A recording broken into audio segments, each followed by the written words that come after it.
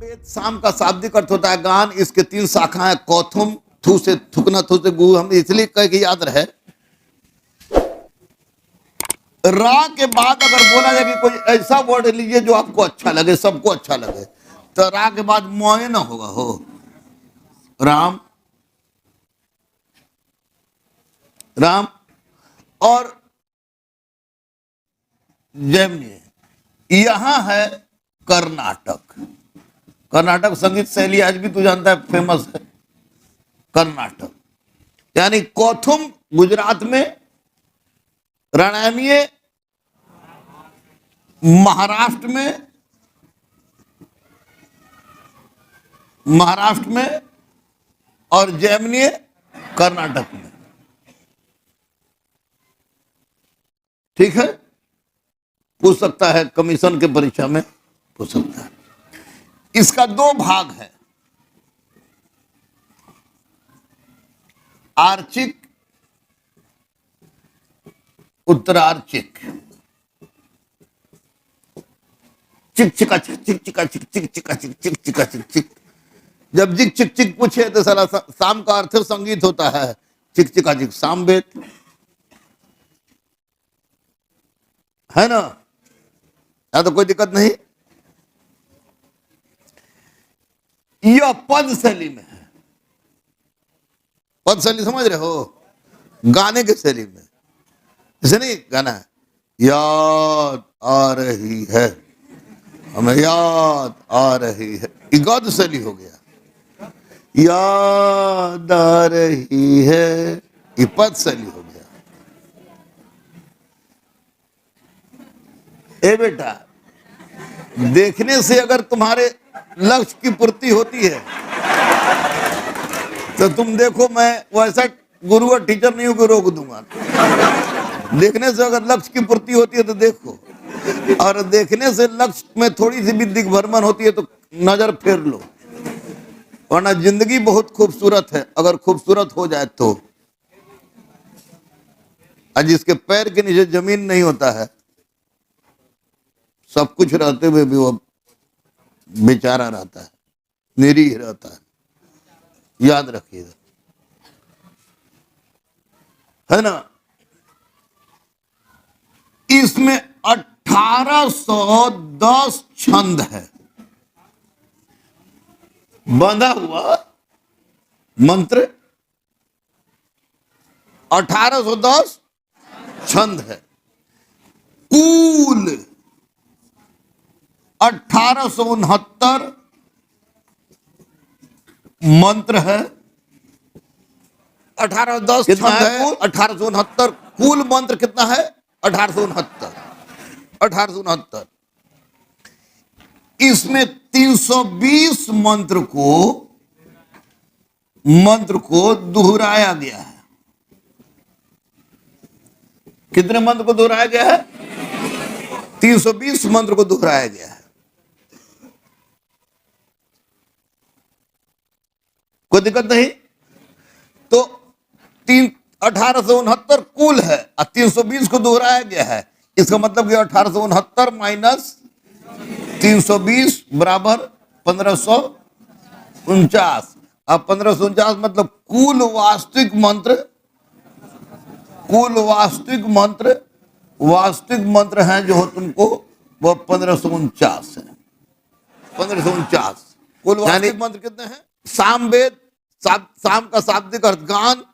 इसके तीन शाखा हैं, कौथुम जो गुजरात में विकसित हुई, रानाड़िये जो महाराष्ट्र में विकसित हुई, जैमिनी जो कर्नाटक में विकसित हुई। सामवेद पद शैली में है। इसके दो भाग हैं, आर्चिक, उत्तरार्चिक। 1810 छंद हैं।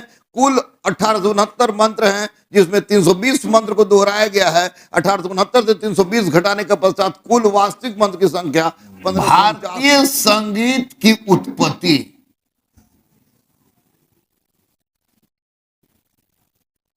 भारतीय संगीत की उत्पत्ति इसी से हुई, सामवेद से। सारे गामा पद नी सा। भारतीय संगीत के 7 स्वर,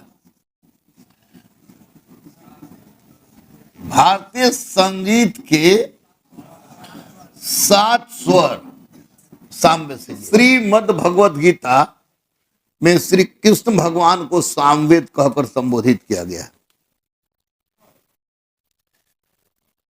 याद रखना, परंपरा के दृष्टिकोण से ऋग वेद अग्नि को समर्पित है। परंपरा के दृष्टिकोण से ऋग वेद अग्नि को समर्पित है, अग्नि को समर्पित है। स से शाम, स से सूर्य। परंपरा के दृष्टिकोण से सामवेद सूर्य को, परंपरा के दृष्टिकोण से यजुर्वेद वायु को समर्पित है। परंपरा के दृष्टिकोण से अथर्ववेद ब्रह्मा को समर्पित। ऋग्वेद, सामवेद, यजुर्वेद, अथर्ववेद, यजुर्वेद। देखने बेटिया, ऐसे ही दिमाग में हट जाएगा तो यजुर्वेद। इतना याद रखे लोग कि सामवेद के केवल 75 श्लोक, सामवेद के केवल 75 श्लोक, सामवेद के केवल 75 श्लोक इसके वास्तविक श्लोक हैं। बाकी सारे के सारे ऋग्वेद से लिए गए हैं। कोई दिक्कत, कठिनाई, तकलीफ, प्रॉब्लम, समस्या नहीं ना? अब देखिए यजुर्वेद, यजुर्वेद 2 भाग में है। शुक्ल यजुर्वेद, शुक्ल मतलब गोरा, और कृष्ण यजुर्वेद,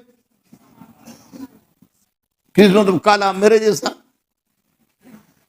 शुक्ल पक्ष, कृष्ण पक्ष अभी भी आता है ना?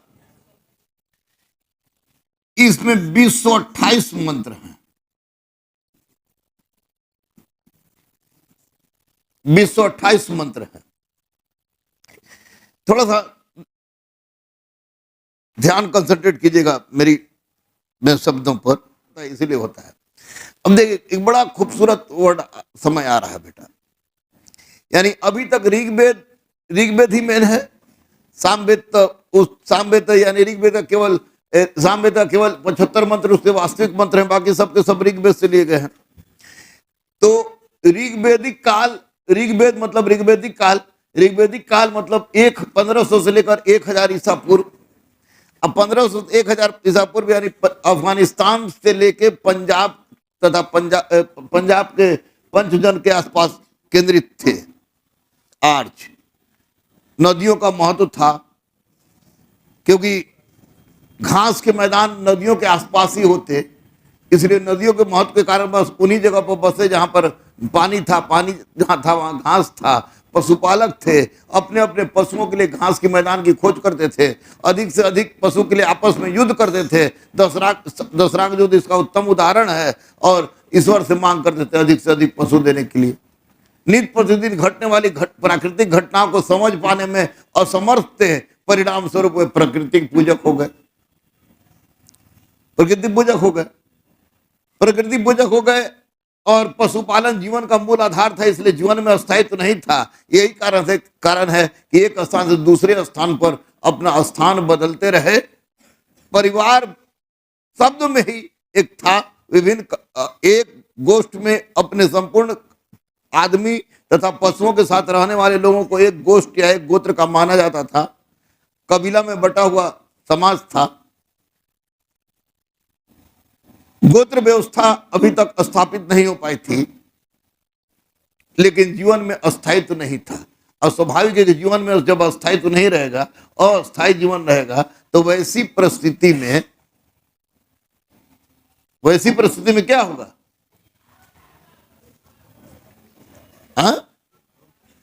समाज, अर्थव्यवस्था, राजनीति और धर्म सब पर अस्थायी प्रभाव पड़ेगा, तत्कालिक परिवेश का छाप पड़ेगा। देखो, हम बंजारों की बात मत पूछो जी, जैसे नट है घूमने वाले, कभी यहां पर लगा दिया अपना ये विभिन्न तरह का जड़ी बूटी दवाई लेके, और कभी जब यहां देखे 3 महीना यहाँ पर बारिश सब होने वाला है, तो यहाँ से उठ के कबर के चले गए वहां उस क्षेत्र में, राजस्थान क्षेत्र में जहां बारिश नहीं वाला, वहां अपना 3 महीने चला के 12 महीना अपना समय गुजार दिए, कमा भी लिए, खा भी लिए।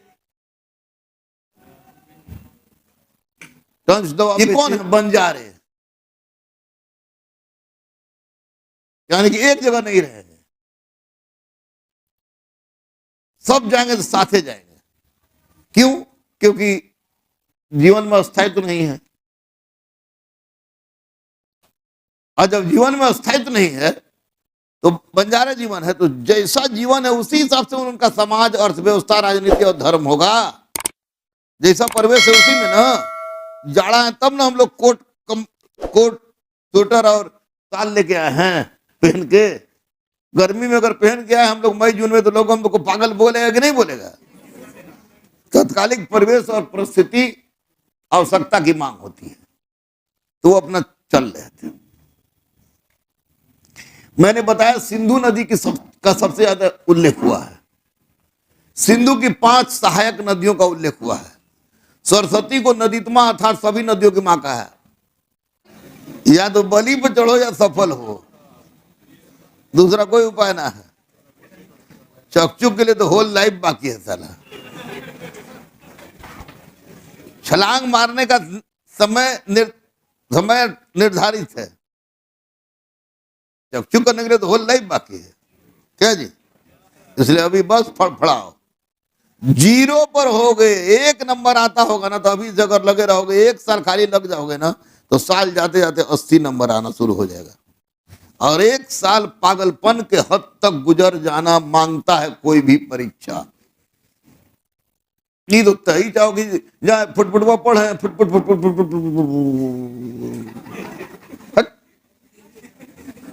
चाहता है कि एनसीईआरटी कम से कम पढ़ लो, एक बार रगड़ के एनसीईआरटी पढ़ लो। उसके बाद जो पढ़ा जा रहा है उसको पढ़ के एकदम कुमार एकदम टनाटन, जो भी कविता सोना के साथ भागी नहीं, यानी पेपर मैगजीन एकदम टनाटन। खाली 1 साल खाली बौढ़ा कर दो ना अपने आप को, 1 साल, सिर्फ 1 साल। 1 साल महीने की कविता भी, रुखसाना भी, अरे आना भी, या फलाना भी, ढिकाना भी, कोई नहीं, या कोई किसी से कोई मतलब नहीं, कोई किसी से ना यारी ना दुश्मनी और न कोई कुछ नहीं। 1 साल अगर कर दोगे तो 1 साल के बाद फिर रिजल्ट गिरना शुरू हो जाएगा, टप टप टप रिजल्ट गिरना शुरू।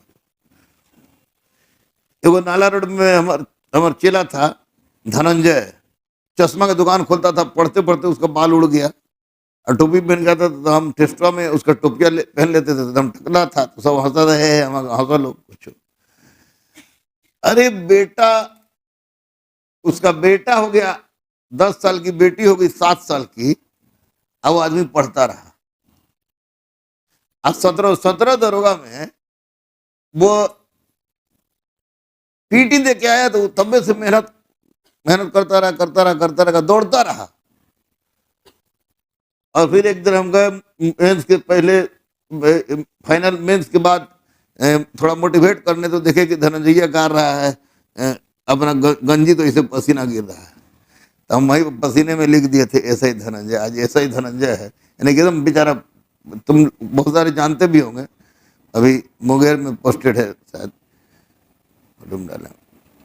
तो जिंदगी बस कुछ नहीं है, जिंदगी उसी का है जो उसी का हो गया एक बार। अब बाकी तो जवान हो तुम लोग, मन में जोश, जब हमको साला वैक्सीन के बाद जोश 444 हो गया है, तुम लोग तो ऑलरेडी जवान हो, ऑलरेडी जवान। तो इसलिए एक बार एक झटका जोर से एक बार मार दो, उसके बाद जिधर जाना है जो करना। जैसे एक बार चांस नहीं होता, नेता जब चांस मांगता है दे सकते हो, तो फिर एक गुरु भिक्षा मांग रहा है, क्यों नहीं दे रहे हो भिक्षा करके?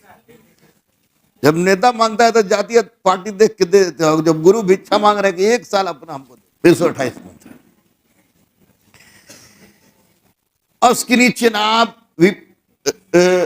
वितस्ता झेलम परसनी रावी सतुद्री सतलज बिपाशा ब्यास, ये 5 नदियों के बीच का क्षेत्र पूरी तरह से पशुपालक,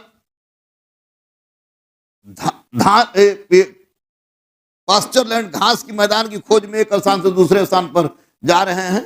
गाय सबसे प्रिय पशु है, 176 बार उल्लेख कर रहे हैं। घोड़ा सबसे महत्वपूर्ण पशु है, क्योंकि घोड़ा इनके रथ का माध्यम है, 215 बार उसका उल्लेख है। ये बड़े अब पहुंच गए सदा मतलब हमेशा, नीरा मतलब जल, यानी गंडक के पास। और गंडक।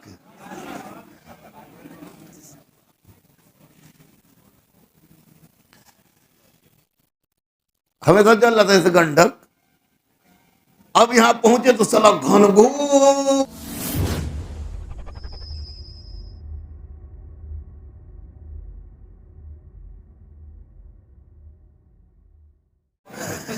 घनघोर जंगल मिला। अब खोज रहे थे घास का मैदान, अब मिल गया भयानक जंगल। क्या करें, अब कोई कहे तो ऐसा नहीं कि मारेगी, पूरा हापाक से पूरा पेड़े खा जाए, अब तो दिक्कत है। लेकिन हम बताए थे कि पहली पहली बार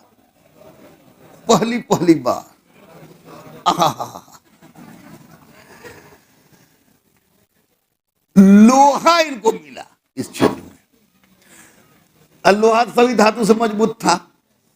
चलो लोहा मिला तो मिलवे किया, लोहा गलाने की तकनीक भी यहां विद्यमान थी, और लोहा गलाने की तकनीक विद्यमान थी। धान रोपना जानते थे।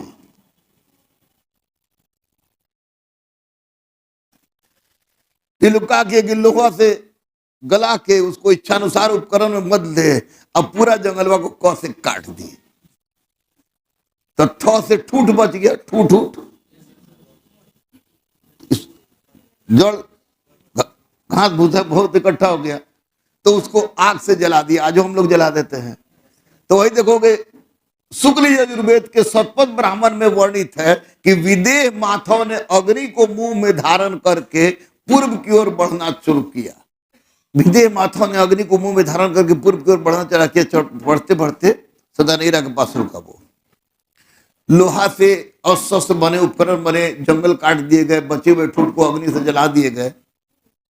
स्वाभाविक था कि मैंने कहा था कि ऋग्वेद के चौथे मंडल में 24 बार कृषि का उल्लेख है। उर्दर, उपजाऊ, धान्य फसल, वपंती, बुना, कर्तन, काटना जैसे सबसे भी परिचित थे। इसका मतलब कृषि की जानकारी थी। कृषि मुख्य व्यवसाय इसलिए नहीं हो पाया था कि कृषि की तुलना में पशुपालन से ज्यादा लाभ हो रहा था। जब यजुर्वेद तक पहुंचे 1000 से 600 ईसा पूर्व, तो इनको नया धातु के रूप में लोहा मिल गया। और लोहा से को गलाने की तकनीक भी विद्यमान थी, और लोहा गलाने की तकनीक के माध्यम से आप कृषि कार्य कर सकते थे। लोहा गलाने की तकनीक के माध्यम से कृषि कार्य किया, तो पहले की तुलना में जमीन की गहरी जुताई अधिक हुई, नहीं होगी, ताकि लोहा ज्यादा कोड़ेगा तो ज्यादा उत्पादन होगा। आज क्षेत्र थोड़ा गंगा, गंडक, सोन, पुनपुन ये है, उपजाऊ मिट्टी है ही है। लोहा का हाल फाल का सूचना मिलना शुरू हुई हो गया। अतरंजी खेड़ा से इसके प्रमाण मिलने शुरू ही हो गए। शतपथ ब्राह्मण में 8, 12, 24 बैलों की सहायता से कृषि करने के संबंध में सूचना मिल ही गया। इसका मतलब जोत बहुत बड़ा हो गया। और यह वह समय था कि पशुपालन का स्थान कृषि ने ग्रहण कर लिया। और जब पशुपालन का स्थान कृषि ने ग्रहण कर लिया, तो पहली बार, पहले जहां पशु प्रिय था, पशु के लिए युद्ध होता था, अब भूमि प्रिय हो गया, अब भूमि के लिए युद्ध होने लगा।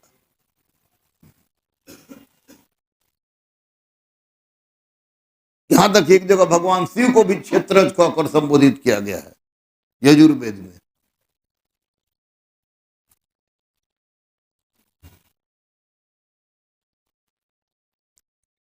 इसका मतलब कृषि महत्वपूर्ण हो गया। कृषि महत्वपूर्ण होगा तो भूमि महत्वपूर्ण होगा, भूमि महत्वपूर्ण होगा तो भूमि के लिए लड़ेगा।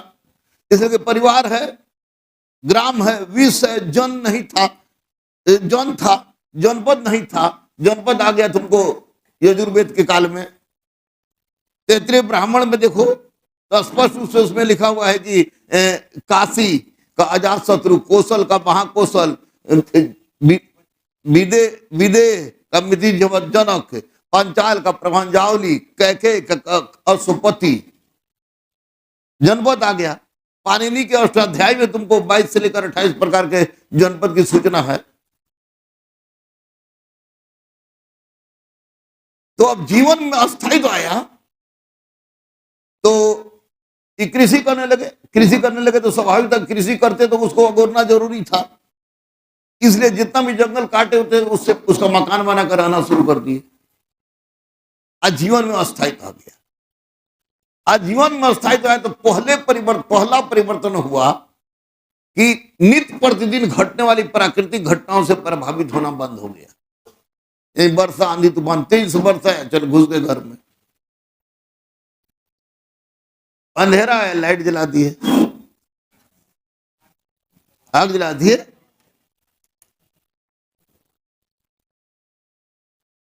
मौसम ठीक रहा, खबर कार्य किए, खेती किए, एक ग्रामीण अर्थव्यवस्था, ग्रामीण परिवेश का विकास हुआ।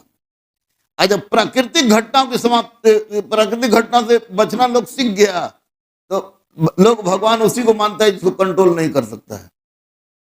क्या देखना कभी जलजला आवे, जलजला समझ रहे, भूकंप, मुझे लगता है कि कोई भी इस कार्य का अगर मानसिक रूप से विक्षुब्ध नहीं हो तो भूकंप के बारे में जानता जरूर होगा। बोले कि सर जलजला,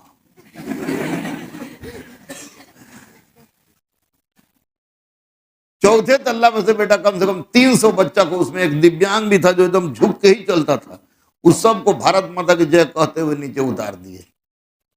किसी को ब्रेके नहीं, हाटे लेनी नहीं थी, बोले एकदम भारत माता की जय होते होते नीचे उतरना, हम लोग को रुकना नहीं है, भारत माता की जय, भारत माता की जय, भारत माता की जय। उतर गया, सब नीचे उतर गया था, चलो बाप रे बाप, अच्छे से। उस बाद बहुत लोग वक्का हुआ, थोड़ा देर में फिर लो हुआ, ये हुआ। असल लगातार एक सप्ताह तक चलता रहा। उसी में हमको मंदिर मस्जिद का कहानी पता चल गया। हिंदुओं बैठता था सब मंदिर में, अम्मीवन बैठता था सब मस्जिद में, लेकिन लास्ट में वहां भी हिला डोली हुआ। बस लास्ट में सब हिंदू मुस्लिम जाके बैठा गांधी मैदान में। हम बोले कि असली भारत के पहचान यही हो। साइंस जहां फील्ड था उसमें लॉज में रहने वाले लड़का सबको बहुत ज्यादा फायदा हुआ। रात तो गांधी मैदान में रखा है कि लॉज की लड़कियां भी थी। तो हम देखे कि बाहर बाबा, हम भी चला गमछा मार के गए बांध के। नहीं सच बता रहे हैं, हम थे, वो विनोद जी थे, हम लोग गए गमछा बांध के वहां, देखे परिस्थिति हालात देखने में, देखिए साला यहाँ मंदिर मस्जिद सब खत्म हो गया, सब साला हिंदू मुस्लिम सिख ईसाई ओल्ड ढोल सब गांधी मैदान में इकट्ठा है। इसका मतलब रब एक ही है सबका। अब देखो अस्थाई, अब तो प्रकृति पूजा में हम लोग डरते हैं उसी से, जिस पूजा उसी करते हैं जिससे डरते हैं या श्रद्धा रखते हैं। अब प्राकृतिक घटनाओं से बचने का उपाय मिल गया, घर आंधी आया घर में चले गए, मरुत भगवान ले लो लो लो, बारिश होने लगेगा तेज से घर में चले गए, इंद्र भगवान लो लो लो लो।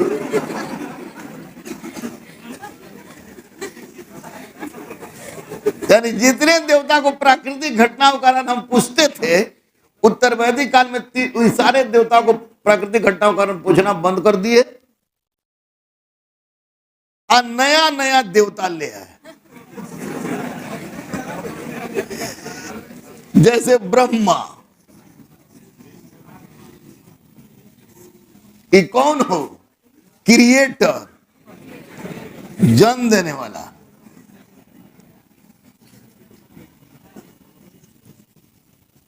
विष्णु,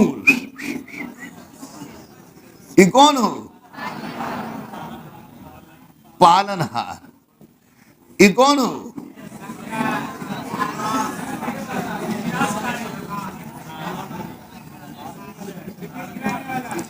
ये तो स्पष्ट रूप से है, इस सृष्टि को सही ढंग से संचालित करने के लिए ईश्वर ने क्रिएट किया है। That is the theme of the Sanatan, that is not the theme of the Hinduism और एटसेट्रा। द मेन थीम कम इन अल्लाह, जन्म देने वाला, पालने वाला, मारने वाला रब है। यहाँ पर ब्रह्मा विष्णु महेश त्रिमूर्ति हैं। त्रिमूर्ति क्यों है कि तीनों एकत्व है। एकत्व का तुम्हारे पास स्रोत क्या है? तो तुमको बृहदारण्यक उपनिषद, श्रीमद् भगवद गीता। इसका मतलब जो इसका ब्रह्मा विष्णु महेश है उसी का अल्लाह है, जो उसका अल्लाह है उसी का ब्रह्मा विष्णु महेश है। नाम का चेंजिंग है, सोच की चेंजिंग है। भारत में मूर्ति पूजा रोक दोगे तो भारत के साथ दयनीय स्थिति हो जाएगी, क्योंकि मूर्ति पूजा रोकोगे तो भारत में देवी देवता को फिर खोजने लगे, अल्लाह है भगवान ऊपरे ऊपरे खुश करने के लिए फिर अग्नि भगवान मानेंगे, टे टे टे टे टे क्या टे टे मीडिएटर। अब फिर ही होगी यज्ञ बलि, पशु बलि।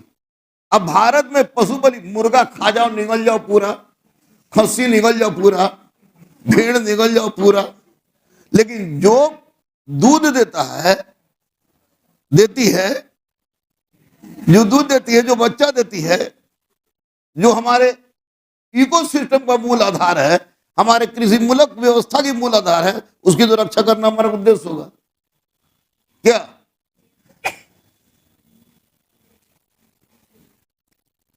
देवता के रूप में बदल रखा है।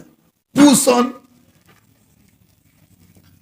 पूषण को शूद्रों का देवता माना गया। शूद्रों का देवता कौन? पूषण। क्यों? देखो आज भी घर में 3 गो बेटा है, एगो बेटा आईएएस बन गया, एगो बेटा डॉक्टर बन गया, एगो बेटा साइकिल का पंचर लगा रहा है। तो बाप से पूछोगे तो कोशिश तो करेगा कि पंचर वाला का नंबर नहीं है ले, और जब लेना ही पड़ जाएगा तो बोले कितना बेहुदा हम जो करत, जो कैलन भोगत भोगत एगो हम डॉक्टर। ये परिस्थिति है। यानी कि पूषण उसी किस्म के। पूषण का काम क्या था? काहे शूद्रों का देवता मान लिया गया? इसलिए कि पशुओं के देवता थे। नोट समझेंगे, चरवाहों के देवता थे। और एकदम आत्मा को साक्षी मान के इसमें बोलना, कितने लोग गाय भैंस चराने गए हो? अरे तेरे के, हम भी गए हैं। इसलिए ननिहाल में जाते थे तो अक्सर अजय गाय भैंस चराने के पश्चात एक शाम का समय ऐसा होता है ना, जिस समय हम लोग सोचते हैं कि अब चले कि हमारा रगड़ मारा एकदम का पतिया दे कुछ मजाक उजाक करते हुए करे है ना। तो दैट इज गोधली। उसी गोधली के देवता है पूषण। इसीलिए इनको कहा गया भूले भटके को मार्ग दिखाने वाला। यानी अब बाबू रे चल जो घरे, ना तो भुला जाए। पूषण। और रुद्र के बारे में कहा गया, ऋग्वेद में रुद्र की चर्चा है विनाशकारी। वो सातने देख के तीर छोड़ते हैं तो सारा आदमी कोरोना से ग्रसित हो जाता है। मुस्कुराते थे के बाद तीर छोड़ते सट सारा का कोरोना खत्म हो जाता है। रुद्र व्याधि, रुद्र, और 3 बार उल्लेख है दूरे से प्रणाम। ऐसी रुद्र के बेटा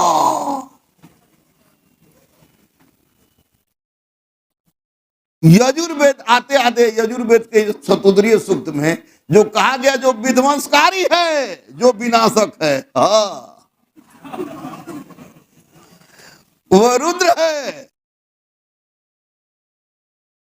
और जो रुद्र है वो विज्ञान है, क्योंकि विज्ञान ही सत्य है, सत्य ही शिव है, शिव ही शीतकंठ है, शीतकंठ ही नीलकंठ है, नीलकंठ ही ममुद्गलायन, ममुद्गलायन ही त्रिपुरांत, त्रिपुरांतक सर्व ही देव, देव ही शिवम, शिवम ही सुंदरम, सुंदरम ही नीलकंठ, नीलकंठ ही बबरू, बबरू ही परु, परु भी पशु, पशु भी हर, हर ही हर, हर महादेव।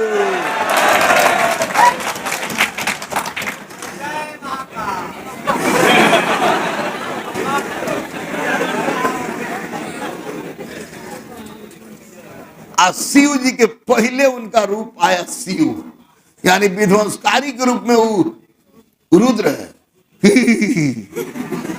कल्याणकारी के रूप में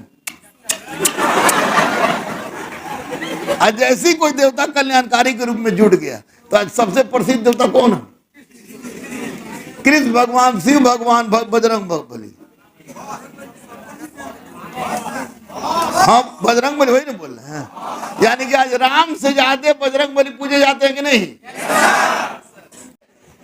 देखो, हम बीच बीच में हंसा देते हैं बेटा, इसलिए कि प्राचीन भारत को अगर भारी समझ के पढ़ोगे ना तो घुसबे नहीं करेगा, मन ही नहीं लगेगा। सबसे बड़ी बात है कि ये सब सारा श्रुति है, सुना हुआ। अभी जाइए 306 सिनेमा देखिए, सिनेमा देख के आइए और उसको बैठाइए, उसको चाय नाश्ता कराइए, बोले कि जरा 306 जो सिनेमा देख ले, सब सिनेमा का सीन पाई 12 बारी सुनाओ तो हमरा, दूसरा जोड़ जाड़ के कोई दूसरा सिनेमा का जोड़ जाड़ के सुना देगा। और पूरा का पूरा वैदिक काल ही, ऋग्वेद, सामवेद, यजुर्वेद, अथर्ववेद, वेद ही श्रुति है। तो श्रुति पर आधारित ग्रंथ का एक विश्लेषण हम तुम्हारे 21वीं शताब्दी में कर रहे हैं। देवता का रूप बदल गया, उसके बाद सामाजिक क्षेत्र में पहली बार वर्ण व्यवस्था। पहले था कि जो पढ़ाने का काम कर रहा है रमनवा ब्राह्मण हो, फलनवा जो युद्ध कर रहा है वो क्षत्रिय हो, फलनवा नाप तोल कर रहा है बनिया हो, वैश्य हो, फलनवा कोढ़िया ऐसा घूम रहा है शूद्र हो।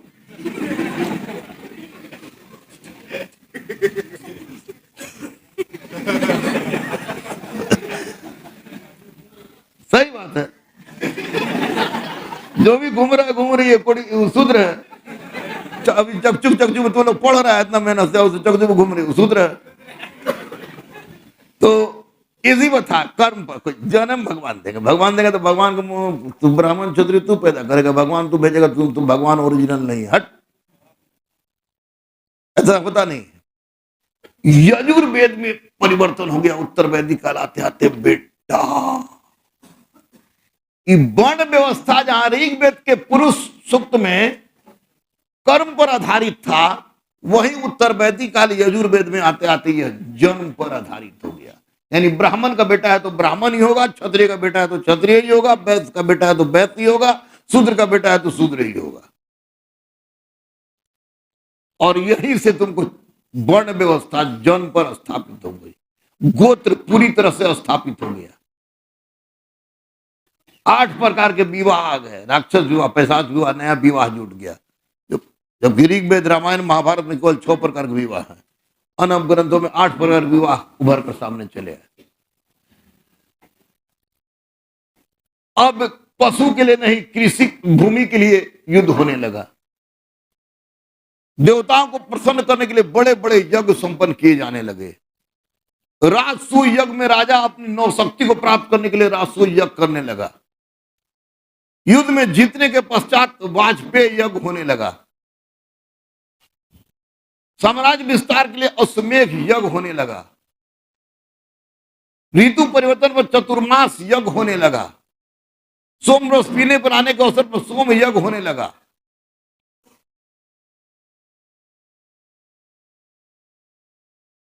यज्ञ के परिणाम स्वरूप परिणाम तुरंत मिले ही उसके लिए पुरुष मेघ यज्ञ ही होने लगा, जिसमें आदमी को बलि दी जाती थी। आज पुरुष आदमी नहीं है। पुरुष मेघ करें तो पुरुष मतलब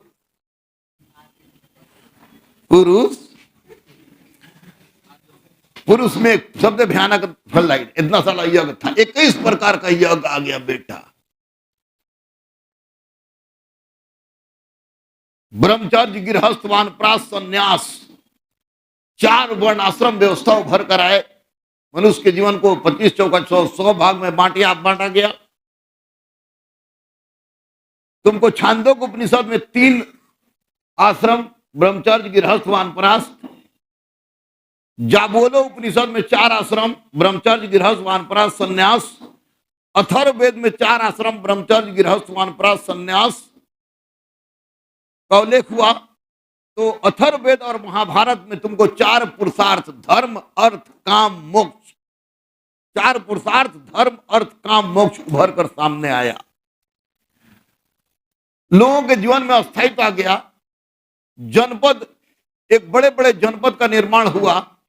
और उस जनपद के पश्चात आपस में फिर टकराहट शुरू हुई और उसी टकराहट का परिणाम था कि 6ठी शताब्दी ईसा पूर्व आते आते 6ठी शताब्दी ईसा पूर्व आते आते आर्य पहुंच गए तुमको मगध क्षेत्र में। और जो जो आर्य में मनाही था वो मगध क्षेत्र में पहले से चल रहा था, जैसे नदी मार्ग से व्यापार, मछली का व्यापार, घी का व्यापार, चमड़ा का व्यापार, मुद्रा का प्रचलन, आहत सिक्का था और आर्य आए। और 6ठी शताब्दी ईसा पूर्व में 16 महाजनपद उभर कर आए जिसकी सूचना अग्निहोत्र निकाय, महावस्तु तथा भगवती सूत्र से प्राप्त होती है। बुद्धिन जैन सहित 66 संप्रदाय जय सिंह, आजीवक, चारवाक जैसे दर्शन उभर कर सामने आते हैं। बौद्ध और जैन के साथ